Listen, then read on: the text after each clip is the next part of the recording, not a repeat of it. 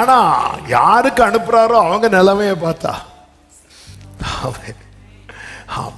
ஏமா கொஞ்சம் தண்ணி கூடவே கொஞ்சம் அப்ப எடுத்து, ஏன்னா அவ்வளோ அப்படி நடந்து வாரார். ஆற்றுக்கு கேரி தாற்றுண்டையில இருந்து சாப்பிட்ட போராட்டா கறியெல்லாம் நடந்ததுலே சீரன் ஆயிட்டு. ஆமென். ஹல்லேலூயா. நான் இப்படிதான் முந்தி நானும் என்னுடைய கசின் பிரதர் ஒருத்தரும் நம்ம இங்கேருந்து வாக்கிங் போகலான்னு சொல்லி இங்கேருந்து நடந்து பாரதிபுரம் தாண்டி போகிறோம். டயர்டில் ஒரு கடையில் ஏறி பரோட்டா சாப்பிட்டுட்டு அப்புறம் பஸ்ஸில் வந்தோம். இதே போல தான் சிலர் வாக்கிங்னு போவாங்க பாருங்க. போயிட்டு கடையில் 2 வடை ஒரு டீ முடிஞ்சு வாக்கிங் முடிஞ்சு.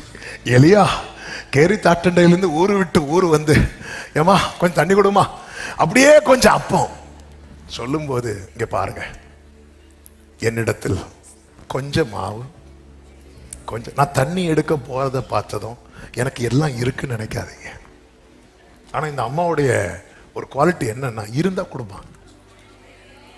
ஆமா, எனக்கு நிறைய பேர் பாருங்க, அதாவது சொல்லுவாங்க, மனம் இருக்கிறவனிடத்தில் பணம் இல்லை, பணம் இருக்கிறவனிடத்தில் மனம் இல்லை. ஆனா சிலருக்கு பணம் இல்லாத போது மனம் இருக்கும். இப்படிதான் முந்தி பழைய சர்ச்சு அப்பா இருக்கும்போது, அதாவது கீழே இருந்து மேலே வர்றதுக்குள்ள பழைய சர்ச் கன்ஸ்ட்ரக்ஷன் டைம் ஒருத்தர் சொன்னார், பாஸ்டர் எனக்கு ஒரு 50,000 ரூபா வர வேண்டி இருக்கு, தரவே இல்லை, தந்துட்டார்னா அதை அப்படியே கொடுத்துறேன் பாஸ்டர். அவர் என்ன நம்பிக்கையில் சொன்னார்னா, அது தரதுக்கு வாய்ப்பே, ஏன்னா 10 வருஷத்துக்கு மேலே ஆச்சு. அவரு கஷ்ட காலத்துக்கு அடுத்த வாரமே கிடைச்சிட்டு, அதுக்கப்புறம் சர்ச்சுக்கு வரல. அவருக்கு ஒய்ஃப் கேட்டு, நீங்க தானே சொன்னீங்க இப்படி கிடைச்சது. நான் கிடைக்கும்னு எங்க நினைச்சேன், பாஸ்டர் ஊக்கமா ஜெபம் பண்ணிருப்பாரு நினைக்கிறேன், கிடைச்சிட்டு. நான் கிடைக்கும்னு எங்க நினைச்சேன். இவ பாருங்க, தண்ணி எடுத்துதான் சொல்லும் பாருங்க, இங்க பாருங்க என்கிட்ட அப்படி இல்லை, அது இருக்கு, இருந்தா கொடுக்கிற மனம் உள்ள. ஆண்டவர் நம்ம கிட்ட இருக்கிற நன்மையை பார்க்கிறார், மனுஷன் நம்ம கிட்ட இருக்கிற பணத்தை பார்க்கிறான். உங்ககிட்ட நன்மை இருக்கா, அது செய்யத்தக்க திராணி அவர் தருவார்.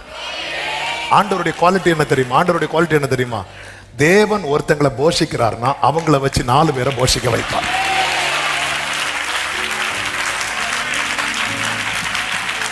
நான் தேவனால் போஷிக்கப்படுறேன் அப்படி சொல்றவங்க சத்தம் ஆமென் சொல்லுங்க. உங்களை வச்சு 4 பேரையாவது போஷிக்க வைப்பார். அதனாலதான் இது இந்த அம்மாக்குள்ள நன்மை இருக்கு, நன்மை இருக்கு, நன்மை இருக்கு. ஆனா அதை செய்யத்தக்க ராணி இல்லை. அவ்வளவுதான். என்னில் நற்கிரியை தொடங்கினவர் கிறிஸ்துவின் நாள் மட்டும் நடத்திடுவீர், சகலத்தையும் நீர் செய்ய வல்லவர், என் வழியாய் செய்து. அதனால ஆண்டவரே வந்துட்டாங்கப்பா, வைக்கிறதுக்கு ஒண்ணுமே இல்லை. பாத்தீங்களா, ஒரு ஆண்டவர் ஜெபிக்க சொல்லி கொடுக்கும் போது கூட ஒரு சிநேகிதன் தன் சிநேகிதன் இடத்துல ராத்திரியில் போய் தட்டுற, ஏன்னா அவனிடத்துல ஒருத்தன் வந்திருக்கிறான், அவனுக்கு முன் வைக்கிறதுக்கு. ஆனா இவனுக்கு ஆசை இருக்கு, வைக்கணும், அவன் முன்னாடி ஏதோ வைக்கணும், ஒரு 3 அப்பம் வைக்கணும்.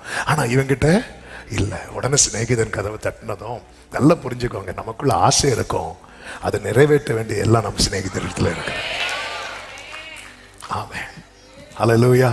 எலியா, நீ போய் அரண்மனை கதவை தட்டு. அரண்மனையில அப்பம் இருக்கு, இறைச்சி இருக்கு, எல்லாம் இருக்கு. ஆனா எலியா வந்தா என்ன செய்ய மாட்டாங்க, கொடுக்க மாட்டாங்க. நம்ம பிரச்சனையே அதான், எங்க இருக்குன்னு பார்த்து போயிட்டு இருக்கிறோம், கர்த்தர் எங்க கொண்டு போறாருன்னு பார்க்க மாட்டேங்கிறோம். ஆமென். வார்த்தை இல்லாதவன் எங்க போய் கதவை தட்டிருப்பான் தெரியுமா? ஆகாப்ட போய், ஆகாவே எப்படி சௌக்கியமா? ஆமென். ஏதாவது பார்த்து எடுத்து நம்மள இவங்கள்ட்ட இருக்குன்னு போய் கதவை தட்டுறோம். இல்ல, ஆண்டவர் எங்க போய் கதவை தட்ட வைக்கிறார் தெரியுமா? ஆமென். நன்மை செய்யணும்னு மனம் இருக்கிறவன்ட்ட போய் கதவை தட்ட வைக்க,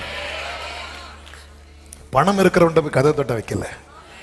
அதனால பணத்தை வச்சு உங்க ஃபெலோஷிப்பை வந்து வேல்யூ பண்ணீங்கன்னா, நீங்க அதாவது என்ன சொல்லுவாங்கன்னா, தங்கத்தை தேடி வைரத்தை இழந்தது போல ஆண்டவர் மனம் இருக்கிறவன்ட்ட போய் கதவை தட்ட வைக்கிறார். இதுதான் கர்த்தர். அப்போ இப்ப தெரியுதா கர்த்தர் எதை பெருசா பாக்குறாருன்னு? இருதயத்தை பார்க்கிறார், இருதயத்தை பார்க்கிறார். நீங்க 4 பேருக்கு நன்மை செய்யணும்னு நினைங்க, நீங்க ஆண்டவர் பார்வையில் ரொம்ப பிரஷியஸ். எல்லாரும் நல்லா இருக்கணும்னு நினைங்க, நீங்க தான் பிரஷியஸ். ஆமேன் சொல்லுங்க பார்க்கலாம்.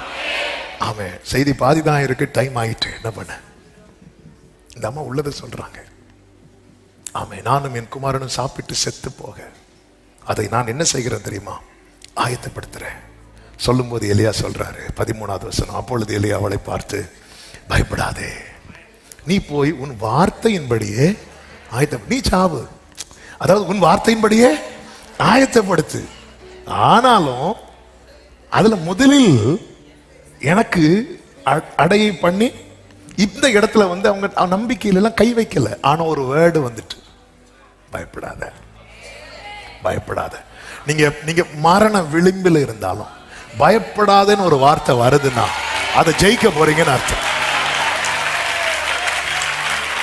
வேற இங்க நீ போய் ஆயத்தப்படுத்து, நீ போய் வேற எதுவுமே சொல்லல எலியா, வேற எதுவுமே சொல்லல. அதுக்கு அப்புறம் சொல்றாரு, கர்த்தர் தேசத்தில் மழையை கட்டளையிடும் நாள் மட்டும் பானையில் மா செலவழிந்து போவதும் இல்லை, கலசத்தில் எண்ணெய் குறைந்து போவதும் இல்லை என்று இஸ்ரவேலின் தேவனாகிய கர்த்தர். இதை எங்க வச்சு சொன்னார் தெரியுமா?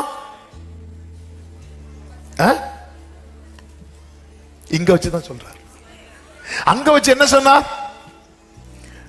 அங்க வச்சு என்ன சொன்னார்? நான் ஒரு விதவைக்கு, இந்த வார்த்தையுடையவனுடைய எப்படி ஆண்டவர் அவனை உருவாக்குறார் பாருங்க. அங்க வச்சு சொன்னதை இங்க வந்து பேசுறான். ஏற்கனவே சொன்னதை நீ பேசிட்டேன்னா அடுத்து சொல்ல போற வார்த்தை உள்ள வைப்பா. நமக்கு ஏன் அடுத்த வார்த்தை உள்ள வர மாட்டேங்குதுன்னா ஏற்கனவே சொன்னதை பேச மாட்டேங்கிறோம். இவர் வந்ததுமே பயப்படாதே, பயப்படாதே, பயப்படாதே, இவர் பயந்துட்டு வராரு. இல்ல, இங்க பாரு, நீ ஆயத்தப்படுத்து, நீ எனக்கு சாப்பாடு கொண்டு வா. நீ அதுதான் ஆண்டவர் சொன்னார், நான் உனக்கு உன்னை போஷிக்கும்படிக்கு விதவைக்கு கட்டளையிடுவேன், நீ தண்ணி எடுத்துட்டு வா, கொஞ்சம் அப்பம் எடுத்துட்டு வா. அவன் பெரிய பாட்டு பாடுறான், நாங்க எங்களுக்கு கொஞ்சம் எண்ணெய் கொஞ்சம் அப்பமே இல்லாம். இல்ல இல்ல, நீ முதல்ல சரி நீ சொன்னதுபடி ஆயத்தம் பண்ண, ஆயத்தம் பண்ணி இந்த ஃபர்ஸ்ட் அப்பத்தை எனக்கு கொண்டு வா. இது காட்ஸ் வேர்ட். இது எலியாவுக்கு கொடுத்த ரேமா. சூழ்நிலை அவன் பார்க்கல. ஆண்டவரை என்ன ஆண்டவரை, இதுக்கு அந்த காக்காவே பரவாயில்ல. நம்ம அப்படிதானே பேசுவோம். அவன் அதை பார்க்கல, அவனுக்கு அது ஒரு மேட்ரு தெரியல. என்ன கர்த்தர் கொண்டு எனக்கு வார்த்தையை வச்சு வந்திருக்கிறேன், இந்த இடத்துல நானும் சாக மாட்டேன், என் மூலம் இவங்களையும் சாக விட மாட்டான். உங்களுக்கு ஒரு வார்த்தையை தந்து அனுப்புறாரா, அந்த வார்த்தை முதல் உங்களில் வெளிப்படட்டும். அடுத்தடுத்த வார்த்தைகள் உங்களுக்குள்ள இருந்து தீர்க்க தரிசனமாய் வெளிப்படும். நீ முதல்ல போய் எனக்கு கொண்டு வா, எனக்கு கொண்டு வா, அவ்வளவுதான். அந்த அம்மா சரி கொண்டு வர ரெடி ஆகும் போது இப்ப அடுத்த வார்த்தை வருது. இங்க பாரு, பஞ்சகாலம் முழுவதும் கர்த்தர் மழையை கட்டளையிடும் நாள் மட்டும் பானையில் மா செலவழிவதும் இல்லை, கலசத்தில் எண்ணெய் குறைந்து போவதும் இல்லை என்று இஸ்ரவேலின் தேவனாகிய கர்த்தர் சொல்லுகிறார். இப்ப நம்ம என்ன பண்றாங்க தெரியுமா? அதை அப்படியே செய்ய போறாங்க. ஆமென். இந்த கீழ்ப்படிதல் இருக்குல்ல, இந்த நம்பிக்கையின் ஊற்றை திரும்ப ஓபன் பண்ணி விட்டுறோம். கீழ்ப்படிதல் இருந்து தண்ணீரை மொண்டு கொடுங்கள் அப்படின்னு தான் ஆண்டவர் சொன்னார். வேலைக்காரங்கள்ட்ட வேற எதுவுமே சொல்ல, நீ இதை எடுக்கும் போது இது ரசமா மாறும், ஒண்ணுமே சொல்ல, நீ இதை எடுத்து கொண்டு கொடு. அவங்க அப்படியே செஞ்சாங்க பாருங்க. எப்போ அது ரசமா மாறுச்சுன்னு தெரியல, ஆனா அது இன்னொரு கைக்கு போகும்போது அது ரசமாயிட்டு. கோலை நீட்டுங்கிறார், சமுத்திரத்தை பிளந்து விடு. கோலை நீட்டான், பிளக்க முடியுமா அதெல்லாம் தெரியாது, கோலை நீட்டான். கீழ்ப்படிதல் வந்து நமக்குள்ளே அடைப்பட்டிருக்கிற அந்த நம்பிக்கையின் ஊற்று இருக்குல்ல, அந்த அடைப்பை வந்து கீழ்ப்படிதல் வந்து உடைச்சிடும். அது உடைச்சிட்டுனா நம்ம என்னதான் வெளிப்படும் தெரியுமா? நம்பிக்கை வெளிப்படும். மார்த்தாள் மரியாள் ஆண்டவரே இங்க நீங்க இருந்திருந்தா இப்படி நடந்திருக்குமா? இப்ப அந்த கல்லை புரட்டுங்கள். ஒருத்தர் கூட நம்பிக்கை கிடையாது. ஏன் இயேசுவோடு வந்த சீஷர்களுக்கு கூட, ஆனா அவங்க அதை செஞ்சாங்க. ஆமென். அந்த கல்லை இவங்க புரட்டுறாங்க. அந்த நம்பிக்கையின் ஊற்று, நிறைய ஊற்றுகளை வந்து நிறைய இந்த கீழ்ப்படியாமை, இந்த அவிசுவாசம் என்கிற அழுக்குகள் வந்து அடைச்சிருக்கு. நீ அதை எடுத்து கொண்டு வாமா, நீ அதை கொண்டு வா. இந்த அம்மா சரின்னு போறாங்க. உண்மையில் இந்த கொஞ்சம் மாவுல ஒரு 4 அப்பம் சுடுறாங்கன்னு வைங்களேன். 4 அப்பம் சுடுறாங்க. 4 அப்பம் சுடுறாங்கன்னா ஆளுக்கு 2. இப்ப 3வது ஒரு ஆள் வந்துட்டாங்க. பொதுவா பாருங்க, 2 பேருக்கு தான் டீ போடுறதுக்கு பால் இருக்கு. ஒரு ஹஸ்பண்ட் ஒய்ஃப் இருக்கிறாங்க, டீ போட்டு குடிக்கலான் இருக்கும்போது 3வது ஒரு ஆள் வந்துட்டாங்கன்னு வைங்களேன். ஆமே, மேக்சிமம் அன்னைக்கு டீ இருக்காது. ஹல்லேலூயா. ஒரு சமயம் பார்த்துட்டே இருப்பார். அவங்களுக்கு எப்படி இருக்கும் தெரியுமா? அது பாஸ்டரா இருந்தாலும் அவங்களுக்கு வந்துட்டாரு. ஆமென். அப்படிதான் இருக்கும், அப்படிதான் இருக்கும். ஆமென். ஹல்லேலூயா. வார்த்தை பாரம் கிடையாது. ஆமென். நீ எனக்கு கொண்டு. அப்போ 4 அப்பம் சொல்றாங்க. ஒரு அப்பம் கொடுக்கணும். இந்த அம்மா என்ன நினைச்சிருப்பாங்க தெரியுமா? தனக்கு சொல்றத கொடுக்கலாம். ஆமென். ஹல்லேலூயா. உங்ககிட்ட என்ன இருக்கு? 5 அப்பம் 2 மீன் கொடு அப்படின்னாரு. ஆமென். பேதுரு கொடுக்கும்போது, ஆண்டவரே ஒரு அப்பம் நான் எடுத்துக்கிட்டேன். நான் 3 நாளா அந்த பையனை சாப்பிட விடாம, அவன் சாப்பிட எடுக்கும்போதெல்லாம் தொற்றாத. அவனும் அப்படி சில பார்த்துருக்கீங்களா? அப்படி பிஸ்கட் எடுப்பீங்க. நான் பார்க்கும்போது ஆண்டவரே பார்த்துட்டாரே அடி. அதே மாதிரி 3 நாளா அப்படியே எல்லாரும் அனுப்பி போட்டு கொடு கொடு. இந்த கீழ்ப்படிதல் அடைக்கப்பட்ட ஊட்ட. இயேசுவை நம்புவே, நாளெல்லாம் நான் பின்பற்றுவே, என்னை அவரிடம்